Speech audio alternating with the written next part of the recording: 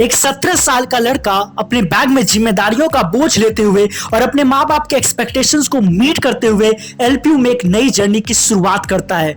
But wait, ये सब हुआ कैसे? एक बार खुद को रिवाइंड करते हैं और मैं अपने कोचिंग डेज में आपको लेके जाता हूं, जहां पे मैं जेई के एग्जाम की प्रिपरेशन कर रहा था। खूब सारे मैंने शीट सॉल्व किए होंगे, डीपीपी सॉल्व की थी, बहुत सारे मैंने टेस्ट पेपर सॉल्व किए थे और जो भी मम्मी पापा का एक्सपेक्टेशन था और मेरा खुद का भी ड्रीम था कि मुझे आईआईटी में जाना है, उसके लिए मैंने जी तोड़ मेहनत किया।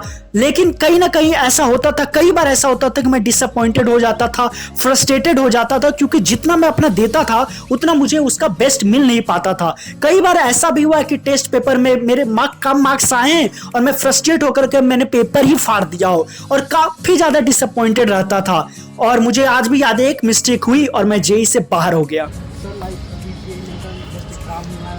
मतलब हर तरीके का सीट डीपीपी सब कुछ बना है। इवन मेरा जो बिहार बोर्ड था सर, उसमें मेरा टॉप 20 परसेंटाइल 314 था और एक नंबर से मतलब मैं मिस कर रहा हूँ। तो कोई बात नहीं, अगर ऐसा नहीं कि लाइफ के ऑप्शन यही खत्म हो गए, you have to do something. तो आपके पास बहुत सारी यूनिवर्सिटी है जहाँ आप अपना एक्सप्लोर कर सकते हो।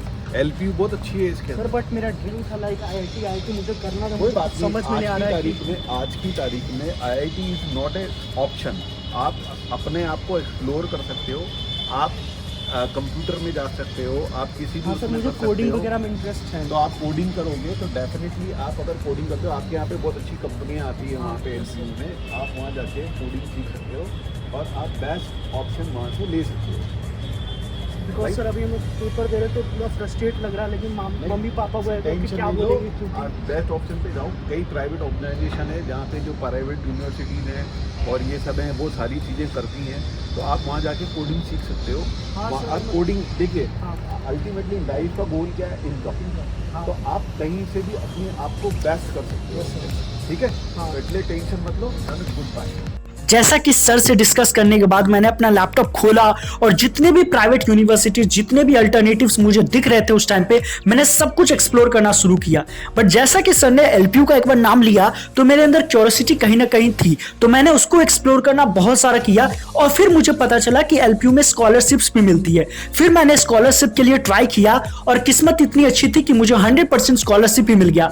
तो मेरा खुशी का कहीं ना कहीं ठिकाना ही नहीं रहा। मैंने अपने मम्मी पापा को बोला कि कोई बात नहीं, अभी एलपीयू में मुझे 100% स्कॉलरशिप मिल रही है और को करिकुलर के लिए मुझे कहीं ना कहीं बहुत ज्यादा एक्सपोजर मिलने वाला था एलपीयू में। तो मैंने बिना कुछ टाइम वेस्ट किए हुए तुरंत एलपीयू में एडमिशन लेने का प्लान किया। हालांकि जेईई मेन से मैं बाहर हुआ था और मेरी परसेंटाइल के चलते मैं बाहर हो गया था, तो फ्रस्ट्रेशन कहीं ना कहीं थी। बट मैंने सोचा कि अब उस चीज को सोचने से क्या फायदा, तो जो प्रेजेंट में है उसको जिया जाए। और फिर मैंने एलपीयू में एडमिशन लेने का प्लान किया और इस तरीके से आज जो इंडिया की सबसे लार्जेस्ट प्राइवेट यूनिवर्सिटी है, उसमें मेरी ये जो जर्नी है वो शुरुआत हो गई 2019 में।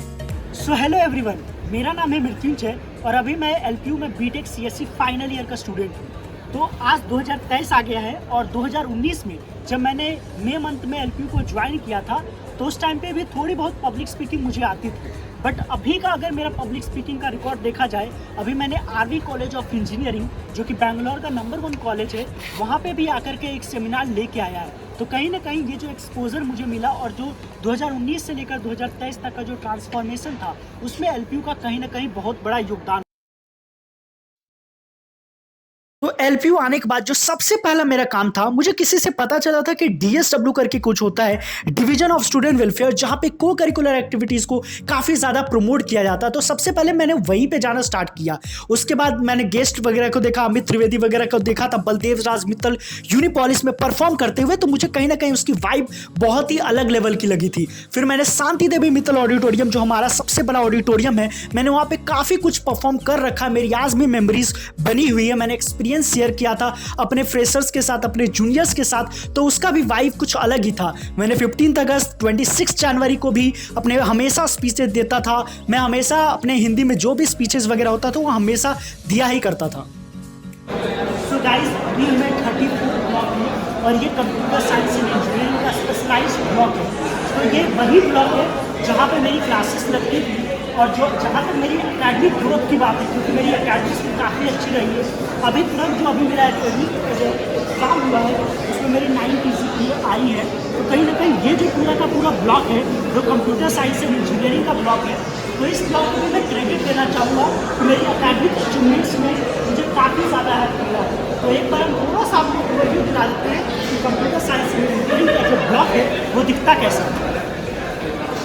तो ये रहा 34 ब्लॉक कंप्यूटर साइंस इंजीनियरिंग का स्पेशलाइज्ड ब्लॉक। और जब भी मैं अचीवर्स को देखता तो मुझे भी लगता था कहीं ना कहीं मुझे प्लेसमेंट लेना है और इतने हायर पैकेजेस पे जाना है। फिर मुझे मिला ऑफ कैंपस प्लेसमेंट और मैं रेजोनेंस आ गया, जहां से ये पूरी कहानी शुरू हुई थी। और ये शिक्षा की काशी कोटा में मेरा प्रवेश हो गया और रेजोनेंस में मैं आ गया। और रेजोनेंस में आते के साथ मुझे कहीं ना कहीं अपने मिशन के बारे में शुरू से पता था, जिसमें ये था मुझे कि हमेशा से ऐसा था कि जो भी बच्चे जेई को एस्पायर कर रहे हैं, जिनका भी अचीव है, जिनको भी जेई अचीव करना है, जिनका भी ड्रीम है कि आईआईटी में जाना, उन सब की प्रॉब्लम्स को सुनना, उन सबको जो भी प्रॉब्लम्स आ रहे हैं, जितना भी मेरा एक्सपीरियंस रहा है जेई के टाइम का, जो मैं नहीं कर सका वो मैं चाहता हूं कि बाकी बच्चे जो हैं वो जरूर कर सके। और इस लिहाज में मैंने कितने सारे कोचिंग इंडस्ट्री के जो लीजेंड्स थे उनसे भी मैं इंटरव्यूज लेता रहा, उनसे भी जानने की कोशिश करी कि ये कोचिंग के हुक एंड क्रुक्स क्या होते हैं, कैसे बच्चों को मोटिवेट किया जाता है। और फिर यूट्यूब का सेलिब्रेशन था और मैंने 1000 सब्सक्राइबर्स कंप्लीट कर लिए हैं। फिर मैंने अपना आईफोन भी ले लिया, जो मेरा कहीं ना कहीं ड्रीम था, वीडियोस